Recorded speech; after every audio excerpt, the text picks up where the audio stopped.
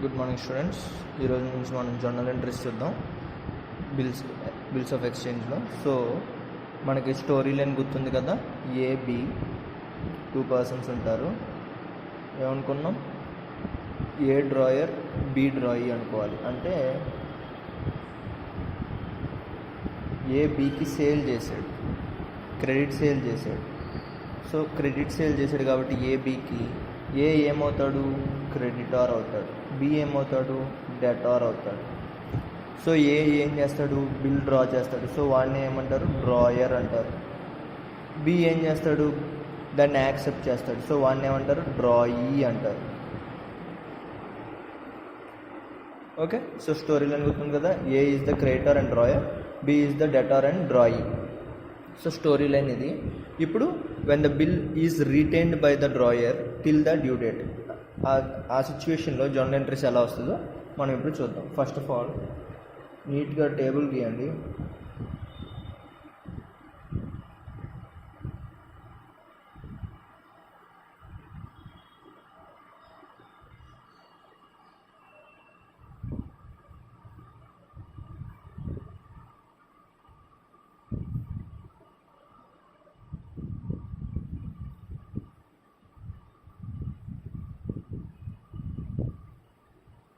Journal entries మనకు తెలుసు, ఇప్పుడు దాకా బిజినెస్కి మనం జర్నల్ ఎంట్రీస్ రాసేవాళ్ళం. సో ఇక్కడ 2 పార్టీస్ ఉన్నారు కాబట్టి ఇద్దరు వాళ్ళ బుక్స్లో ఎలా రాసుకుంటారో చూద్దాం.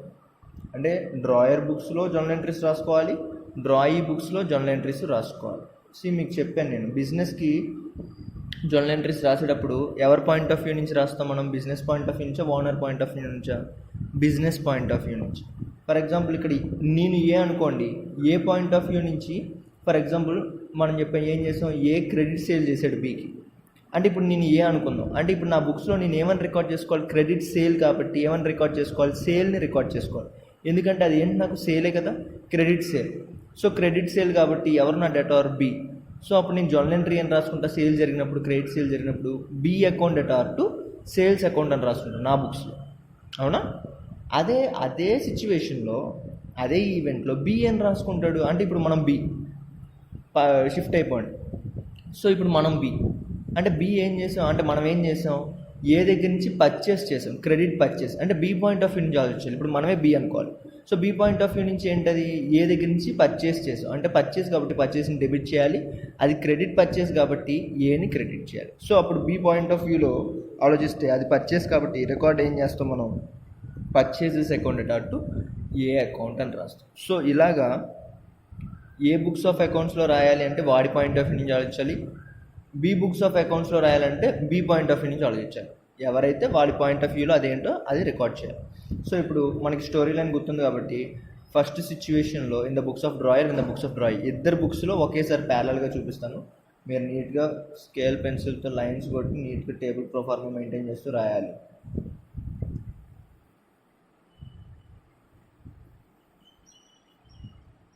ఓకే, సో ఫస్ట్ స్టోరీ లైన్లో జరిగేది ఏంటి, సేల్ జరిగింది, క్రెడిట్ సేల్ జరిగింది.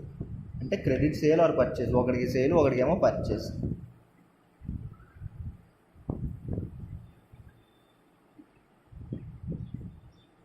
సో ఇక్కడ మనం స్టోరీ లైన్ చెప్పుకున్నాం, ఎవరెవరికి సేల్ చేశారు, ఏ బికి సేల్ చేశాడు.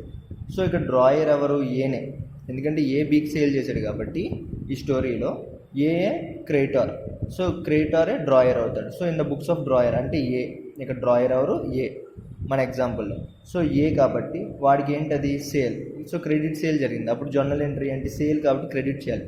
ఎవరిని డెబిట్ చేయాలి, క్రెడిట్ సేల్ కాబట్టి డ్రాయీని అంటే బీని. So drawee account or B account డైరెక్ట్గా, ఇక్కడ ఎగ్జాంపుల్లో పర్సన్ పేరేంటి, బి. ఓకే, సో డ్రాయీ అని రాసుకుందాం. ఎగ్జామ్లో ఆ డ్రాయీ పొజిషన్ ఎవడుంటే వాడిని మనం డెబిట్ చేశారు. Drawee account debtor to sales account. Narration ఏంటి, being credit sales made. Okay, so being credit sales made is the narration. ఇప్పుడు అదే సిచ్యువేషన్ డ్రాయీ బుక్స్లో ఏంటి, డ్రాయీ పాయింట్ ఆఫ్ వ్యూ అంటే బి పాయింట్ ఆఫ్ వ్యూలో అదేంటిది, సేల్ పర్చేస్. సో పర్చేస్ చేసాం మనం. ఇప్పుడు మనం డ్రాయింగ్ పాయింట్ ఆఫ్ వ్యూలో ఉన్నాం. ఇప్పుడు మనమే డ్రాయి. సో మనం పర్చేస్ చేసాం కాబట్టి ఏం చేస్తాం, పర్చేజెస్ అకౌంట్ డెటార్. ఎవరిని క్రెడిట్ చేయాలి, ఎవరి దగ్గర నుంచి కొన్నాం, ఏ దగ్గర నుంచి కొన్నాం అంటే డ్రాయర్ టు డ్రాయర్. లేకపోతే ఇక్కడ డ్రాయి అని అప్పుడే రాకూడదు, ఎందుకంటే ఇంకా బిల్ రాలేదు కాబట్టి ఇక్కడ డ్రాయి పొజిషన్లో మనం ఏం రాసుకోవాలంటే కరెక్ట్ ఎగ్జాక్ట్గా అయితే డెటార్ అని రాసుకోవాలి, ఎందుకంటే ఇంకా బిల్ అనేది ఇంకా రాలేదు కాబట్టి డ్రాయర్ అనేది రాకూడదు. సో నా ఎస్టిమేషన్ ప్రకారం ఇక్కడ డెటార్ అనేది కరెక్ట్, అంటే డెటార్ అంటే బి, ఇంకా డ్రాయి అనేది రాయకూడదు. సో ఇక్కడ ఏంటి, పర్చేజ్ అకౌంట్ డెటార్ ఎవరి దగ్గర నుంచి కొన్నాం, క్రెడిటార్ ఎవరు, A. So to creditor account, A account. Okay, ఇక్కడ నరేషన్ ఏంటి, being credit purchases made. So first journal entry ఇది, వీడికేమో సేల్, వీడికేమో పర్చేస్. సేల్ కాబట్టి debtor account dot sales account, purchase కాబట్టి పర్చేస్ అకౌంట్ డాట్ క్రెడిటార్. ఇక్కడతో ఒక ఈవెంట్ అయిపోయింది. సో ఇప్పుడు క్రెడిట్ సేల్ అయిన తర్వాత ఏం చేస్తున్నాడు, ఏ బిల్లు డ్రా చేసి బీకి పంపిస్తున్నాడు. సో సెకండ్ సిచ్యువేషన్ ఏంటి, బిల్ ఈజ్ డ్రాన్, అందుకే స్టోరీ లైన్ గుర్తుపెట్టేసుకోమన్నా. ఆర్ బిల్ ఈజ్ యాక్సెప్టెడ్, వీడేమో బిల్ డ్రా చేస్తాడు, వాడేమో బిల్ యాక్సెప్ట్ చేస్తాడు. సో సిచ్యువేషన్ ఏమో ఇది. సో ఏ డ్రా చేస్తున్నాడు కాబట్టి, అంటే డ్రా చేస్తున్నాడు ఒక బిల్లుని కొత్తగా డ్రా చేస్తున్నాడు. ఏ బిల్ డ్రా చేస్తున్నాడు, ఆ బిల్ పేరు ఏమంటారు అంటే, ఆ బిల్కి ఏ పేరు ఏ నేమ్ చేస్తామంటే బిల్స్ రిసీవబుల్. ఎందుకంటే ఏ ఒక బిల్ తయారు చేస్తాడండి, ఒక పేపర్ ఒక బిల్ తయారు చేస్తాడు. ఆ బిల్లు ద్వారా ఏకి మనీ వస్తుందా, లేకపోతే ఫ్యూచర్లో వాడే మనీ ఇవ్వాలి ఆ బిల్ వల్ల. ఈ బిల్ వల్ల ఫ్యూచర్లో ఏకి మనీ డబ్బులు వస్తాయి. So this bill is receivable for ఏ, అవునా? ఎందుకంటే ఏ బిల్ డ్రా చేస్తాడు, ఎవడివ్వాలి, బి ఇవ్వాలి. అంటే ఈ బిల్లు మీద ఏకి డబ్బులు వస్తాయా పోతాయా, ఫ్యూచర్లో వస్తాయి. So this is bill receivable for A. Whereas ఇదే బిల్లు బీకి ఏంటి, ఫ్యూచర్లో ఈ బిల్ వల్ల బీకి డబ్బులు వస్తాయా పోతాయి. So this is bills payable for B. ఒకటే బిల్లు ఏకేమో రిసీవబుల్ అయింది, బీకేమో పేయబుల్ అయింది. ఎందుకంటే ఫ్యూచర్లో ఆ బిల్ వల్ల ఏ ఏమో రిసీవ్ చేసుకుంటాడు మనీ, ఫ్యూచర్లో ఆ బిల్ వల్ల బి ఏమో మనీ పే చేస్తాడు. So this is bills payable for B and bill receivable for A. So ఇప్పుడు బిల్ డ్రా చేస్తున్నాడు. మీ అందరికీ చెప్తున్నాను, గుర్తుపెట్టుకోవాల్సిన విషయం బాగా, బిల్ అనేది real account. Okay, bills receivable or bills payable అనేది real account related to asset. Bills receivable అంటే అసెట్, బిల్స్ పేయబుల్ అంటే liability. So bills receivable asset కాబట్టి అసెట్ ఒక అకౌంట్ రూల్ ఏంటి, రియల్ అకౌంట్ యొక్క రూల్ ఏంటి, debit what comes in, credit what goes out. So ఇప్పుడు bills receivable అనే ఒక అసెట్ని మనం క్రియేట్ చేస్తున్నాం. ఎవరికి, ఏకి. బిల్లు డ్రా చేస్తున్నాడు ఏ బిల్ డ్రా చేస్తున్నాడు అంటే ఏంటి, కొత్తగా బిల్లుని క్రియేట్ చేస్తున్నాడు. బిల్లు క్రియేట్ అవ్వడం వల్ల ఏకి ఫ్యూచర్లో అయినా సరే డబ్బులు వస్తాయా పోతాయా, వస్తాయి. ఫ్యూచర్లో డబ్బులు వస్తాయి కాబట్టి ఆ బిల్లు ఏంటి, ఏకి అసెట్టా లయబిలిటీయా, అసెట్. సో ఏకి కొత్తగా ఒక అసెట్ క్రియేట్ అయింది అంటే వస్తున్నట్టుగా ఏకి కొత్తగా ఒక అసెట్ క్రియేట్ అవుతే, బిల్లు డ్రా చేసాడు అంటే కొత్తగా ఒక అసెట్ క్రియేట్ అవుతుంది ఏకి. ఏంటి ఆ asset, bills receivable. So asset create అవుతే ఏం చేయాలి, ఆ అసెట్ని డెబిట్ చేయాలి. అక్కడ అసెట్ ఏంటి, bills receivable. So bills receivable draw చేస్తున్నాడు కాబట్టి ఏ పాయింట్ ఆఫ్ వ్యూలో వాడికి అసెట్ వస్తుంది కాబట్టి bills receivable account debtor to ఎవరిని క్రెడిట్ చేయాలి, ఆ బిల్ని ఎవరికి ఇస్తున్నాడు, బీకి ఇస్తున్నాడు, అవునా? సో బి ఎవడు, డెటార్. సో ఇప్పుడు వీడిని డ్రాయిగా రాసుకోవచ్చు, డెటార్నే డ్రాయి. ఇప్పుడు బిల్ వచ్చేసింది కాబట్టి bills receivable account debtor to డ్రాయి account, అంటే బిఈ అకౌంట్. పేరు రాయకుండా ఆ క్యారెక్టర్ నేమ్ రాస్తున్నాం. డ్రాయి అంటే డ్రాయి అని రాస్తున్నాం. అక్కడ ఎగ్జాంపుల్లో ఏ నేమ్ ఉంటే ఆ నేమ్ రాసేసుకోవడం. సో బిల్లు డ్రా చేస్తున్నాడు కాబట్టి బిల్స్ రిసీవబుల్ అకౌంట్ డెటార్. ఎందుకు డెబిట్ చేసాం దీన్ని, బిల్స్ రిసీవబుల్ని, ఇది అసెట్ కొత్తగా క్రియేట్ అయింది ఎవరికి, ఏకి. అందుకే ఏ బుక్స్లో డ్రాయర్ బుక్స్లో కొత్తగా అసెట్ క్రియేట్ అయింది కాబట్టి డెబిట్ చేసాం. మరి ఎవరిని క్రెడిట్ చేయాలి, ఎవరికి ఇస్తున్నాము, బిల్స్ రిసీవబుల్ ఎవరికి ఇచ్చేస్తున్నాము, డ్రాయికి ఇచ్చేస్తున్నాము, వాడి యాక్సెప్టెన్స్ కోరుకుంటున్నాము. So bills receivable account being as debit చేసాం account debtor to drawee account. దీనికి ఇంకా ఫర్దర్ ఎక్స్ప్లెనేషన్ ఉంది, అది కావాలి అంటే నేను అడిషనల్గా ఇస్తాను. Okay, so bills receivable account debtor to drawee account ఎప్పుడు when bill is drawn. Okay, ఇప్పుడు బిల్ నెక్స్ట్ వీడి పాయింట్ ఆఫ్ వ్యూలో ఇదే సిచ్యువేషన్ ఏంటి, బిల్ ఈజ్ యాక్సెప్టెడ్ అంటే బీకి బిల్ వచ్చింది, ఆ బిల్ని బి యాక్సెప్ట్ చేస్తాడు. యాక్సెప్ట్ చేయడం ద్వారా ఏమవుతుంది, అంగీకరిస్తున్నాడు. అంటే ఏంటి, ఫ్యూచర్ డేట్లో నేను ఈ బిల్ మీద ఉన్న అమౌంట్ పే చేస్తానని యాక్సెప్ట్ చేస్తున్నాడు. సో అంటే ఏంటి, ఇప్పుడు దీనివల్ల ఫ్యూచర్లో బి మనీ పే చేయాలి. అంటే ఇది ఏంటిది, ఇది బిల్స్ పేయబుల్ ఫర్ బి. అంటే కొత్తగా వీడికి ఒక బిల్ క్రియేట్ అవుతుంది. ఆ బిల్ ఏంటి, రిసీవబులా పేయబులా, బిల్స్ పేయబుల్. అంటే అది లయబిలిటీ అసెట్టా, లయబిలిటీ. సో బీకి యాక్సెప్ట్ చేసే ద్వారా ఏమవుతుంది, ఒక లయబిలిటీ అనేది క్రియేట్ అవుతుంది. అసెట్ క్రియేట్ అవుతుంటే అసెట్ కాబట్టి డెబిట్ చేయాలి. లయబిలిటీ అంటే కొత్తగా అప్పు క్రియేట్ అవుతుంది అనుకోండి, అప్పుడు ఏం చేయాలి, లయబిలిటీని క్రెడిట్ చేయాలి. సో బిల్స్ పేయబుల్, అక్కడ ఏంటిది అప్పు ఏంటి క్రియేట్ అవుతుంది బీకి, బిల్స్ పేయబుల్. సో బిల్స్ పేయబుల్ని క్రెడిట్ చేస్తాం, bills payable account.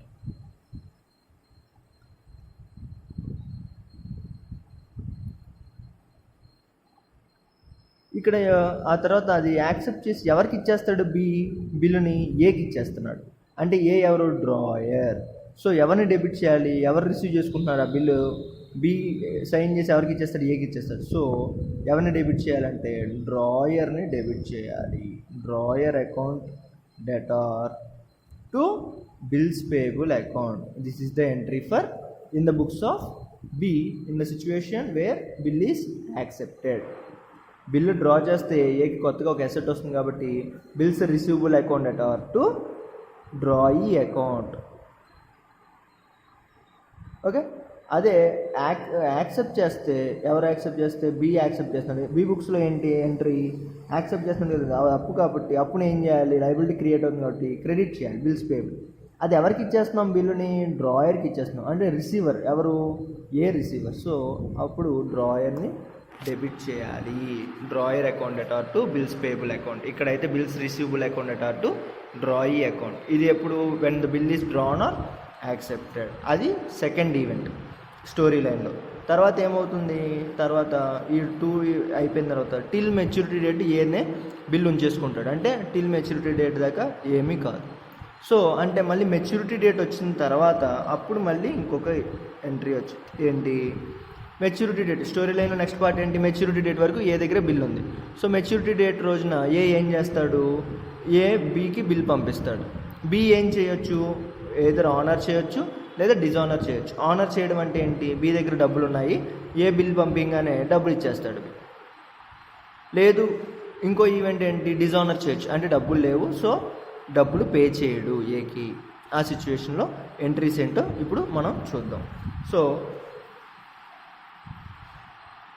Third situation on maturity date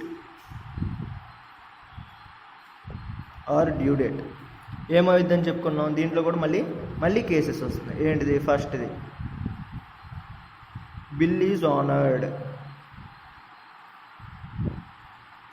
bill honour అయింది. బిల్ ఆనర్ అయితే ఏమని చెప్పాము, ఏ బిల్ ఇచ్చేస్తాడు బీకి, మనీ తెచ్చుకుంటాడు, అంటే మనీ ఇచ్చేస్తాడు బి. సో ఏకి ఏమవుతుంది, ఏమొస్తుంది, ఆనర్ అవుతే బిల్లు పోతుంది, ఏకి ఏమొస్తుంది, క్యాష్ వస్తుంది. అంటే ఎంట్రీ ఏంటి, ఏమొస్తుంది మనకి, వచ్చేదాన్ని ఏం చేయాలి, వాట్ రియల్ అకౌంట్ కాబట్టి cash, debit what comes in. So cash account, cash వస్తుంది కాబట్టి క్యాష్ అకౌంట్ డెటార్ టు ఏం పోతుంది, బిల్ పోతుంది, టు బిల్స్ రిసీవబుల్ అకౌంట్. అర్థమైందా, ఏంటి అంటే రియల్ అకౌంట్ రూలే ఫాలో అవ్వాలి. బిల్స్ రిసీవబుల్ అంటే ఓన్లీ మేజర్లీ రియల్ అకౌంటే మనం ఫాలో అవ్వాల్సి ఉంటుంది. ఏంటి, క్యాష్ వస్తుంది అండ్ బిల్ పోతుంది ఆనర్ అయిన రోజు. సో క్యాష్ వస్తుంది కాబట్టి రియల్ అకౌంట్ రూల్ ప్రకారం debit what comes in cash account debtor to credit what goes out. ఏం పోతుంది, బిల్ పోతుంది కాబట్టి to bills receivable account. So cash account debtor to bills receivable account is the journal entry when bill is honoured in the books of drawer being bill is honoured narration.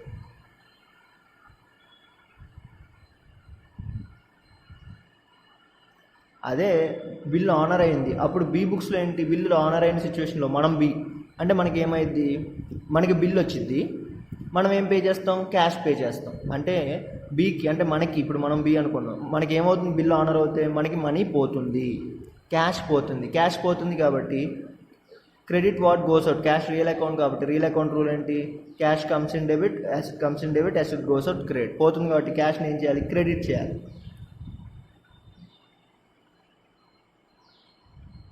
Okay, మరి మనకి ఏం వస్తుంది, bills payable వస్తుంది. So bills payable account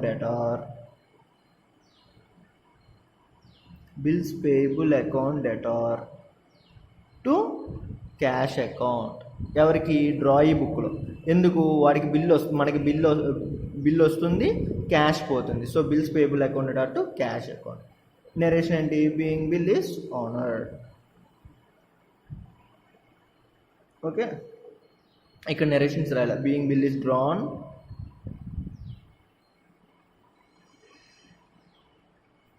being bill is accepted.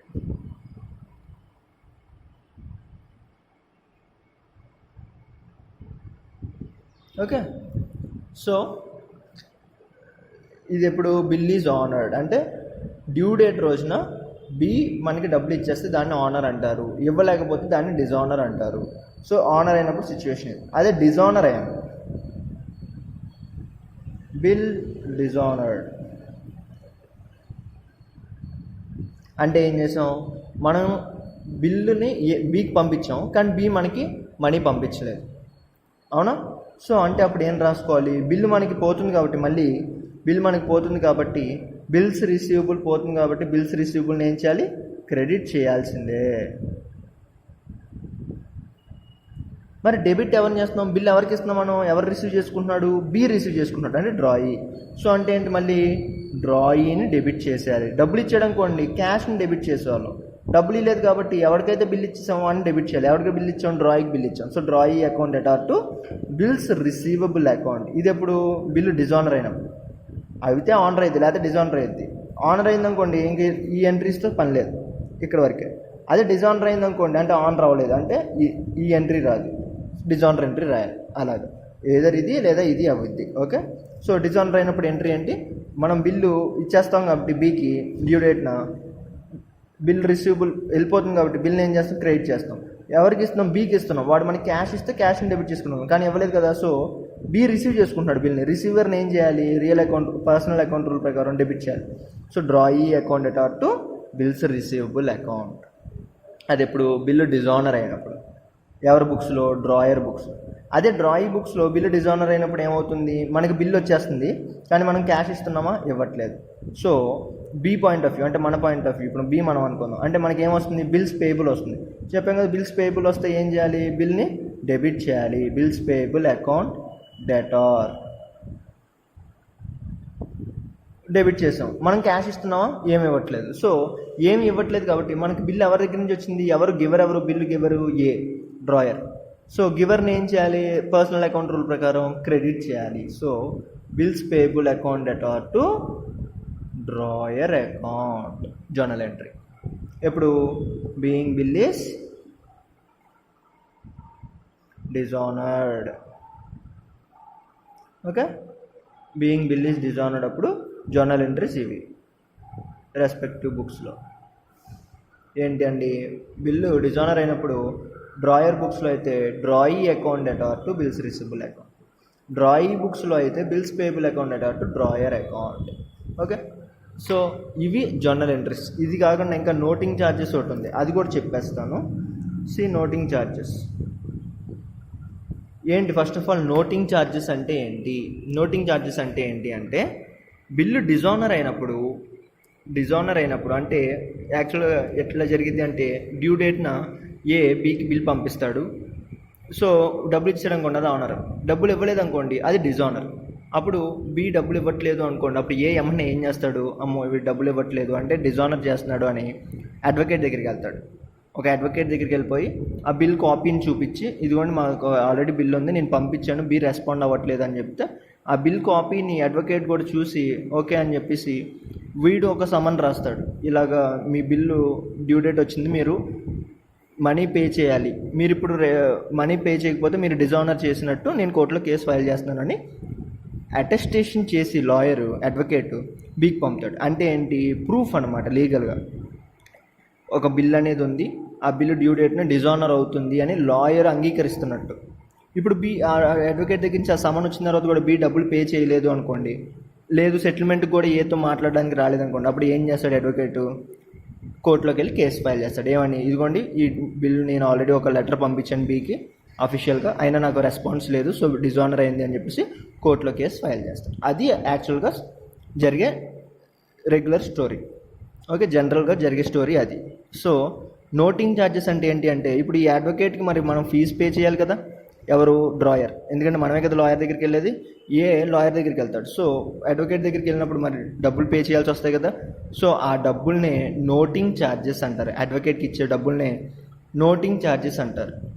అయితే noting charges అనేది ఇనిషియల్గా మనం ఖర్చు పెడతాం, కానీ మన దగ్గర ప్రూఫ్లు అన్నీ ఉన్నాయి కాబట్టి బిఏ మనకి డబ్బులు ఇవ్వాలి కాబట్టి వాడి వల్లే ఆ ఖర్చు కూడా అయింది కాబట్టి ఆ నోటింగ్ ఛార్జెస్ ఇనిషియల్గా మనం డబ్బులు ఖర్చు పెట్టినా ఫ్యూచర్లో ఏం చేస్తాం? ఆ డబ్బులు బి దగ్గర నుంచే వసూలు చేస్తాం. బిల్ డబ్బులతో పాటు నోటింగ్ ఛార్జెస్ కూడా బి దగ్గర నుంచే వసూలు చేస్తాం. ఎందుకంటే ఆ నోటింగ్ ఛార్జెస్ అవ్వడానికి కారణం ఎవడు? అడ్వకేట్ దగ్గరికి వెళ్ళడానికి కారణం ఎవరు? బి. సో బిల్ అమౌంట్ వసూలు చేస్తాం బి దగ్గర నుంచి, నోటింగ్ ఛార్జెస్ అమౌంట్ కూడా వసూలు చేస్తాం. ఓకేనా? So when noting charges paid, bill dishonour అయినప్పుడే ఒక్కోసారి క్వశ్చన్లు ఇస్తాడు, ఒక్కోసారి ఇవ్వడు. నోటింగ్ ఛార్జెస్ అని ఇచ్చేస్తాడు. నోటింగ్ ఛార్జెస్ అంటే ఏంటి? ఇంకటి చెప్పడు, నోటింగ్ ఛార్జెస్ అని ఇస్తాడు అంతే. ఎవరు పే చేస్తారు నోటింగ్ ఛార్జెస్? ఏ పే చేస్తాడు. ఇనిషియల్గా వాడే కదా అడ్వకేట్ దగ్గరికి వెళ్ళాడు. సో ఏ పే చేస్తున్నాడు కాబట్టి ఏమవుతుంది? క్యాష్ పోతుంది. నోటింగ్ ఛార్జెస్ వల్ల ఏమవుతుంది? ఏకి క్యాష్ పోతుంది. క్యాష్ పోతున్నప్పుడు ఏం చేయాలి? క్యాష్ని క్రెడిట్ చేయాలి. ఎందుకు? Real account rule. క్యాష్ని క్రెడిట్ చేశాడు. ఎవరిని డెబిట్ చేయాలి? దేన్ని డెబిట్ చేయాలి? నోటింగ్ ఛార్జెస్ని డెబిట్ చేయాలి. ఎక్స్పెండిచర్ అని నో.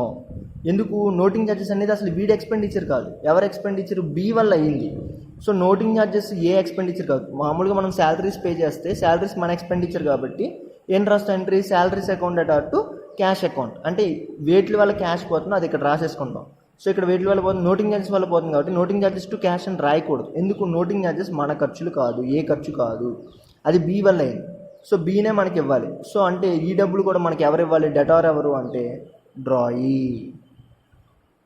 డ్రాయీనే డెబిట్ చేస్తాం. Drawee account debtor to cash account being noting charges paid. అంటే డ్రాయీని డెబిట్ చేసాం అంటే ఏంటి? డ్రాయే డెటారు, మనకి క్యాష్ వీడే ఇవ్వాలి అని అర్థం. ఇక్కడ డ్రాయీ మనకి డబ్బులు ఇవ్వాలి అని అర్థం. ఎంత? నోటింగ్ ఛార్జెస్ ఎంత అయితే అంత డబ్బులు పోతున్నాయి కాబట్టి క్యాష్ని క్రియేట్ చేస్తాం. ఆ డబ్బుని మనం ఎవరి దగ్గర నుంచి రాబట్టుకోవాలి? డ్రాయీ దగ్గర నుంచి రాబట్టుకోవాలి. అంటే వాడు డెటార్. సో డ్రాయీని డెబిట్ చేస్తాం. Noting charges account debtor being noting charges paid. Being noting charges paid. So entry ఏంటండి? Drawee account debtor to cash account. Noting charges pay చేసినాం. అదే నోటింగ్ ఛార్జెస్ ఏ పే చేశాడు, అదే సిచ్యువేషన్లో వీడేం ఎంట్రీ రాసుకుంటాడు? వీడికి డబ్బులు పోతున్నాయా? ఇనిషియల్గా డబ్బులు పోట్లా, ఫ్యూచర్లో ఇస్తాడు. ఎవరికి ఇస్తాడు? డ్రాయర్కి ఇస్తాడు. సో అంటే నోటింగ్ ఛార్జెస్ వీడి ఖర్చు. సో వీడు డెబిట్ చేసుకుంటాడు నోటింగ్ ఛార్జెస్ని. Noting charges account debtor to ఎవరికి పే చేయాలి? బి డ్రాయర్కి పే చేయాలి. అంటే creditor drawer. So to drawer account being noting charges paid by drawer అని రాసుకోవాలి.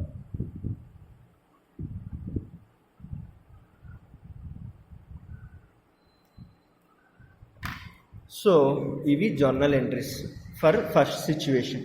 ఏంటంటే అర్థమైంది కదా? ఫస్ట్ ఏమీ లేదు, స్టోరీలో ఏమేమి ఈవెంట్స్ ఉన్నాయో అయ్యే ఇక్కడ రాసుకున్నాం.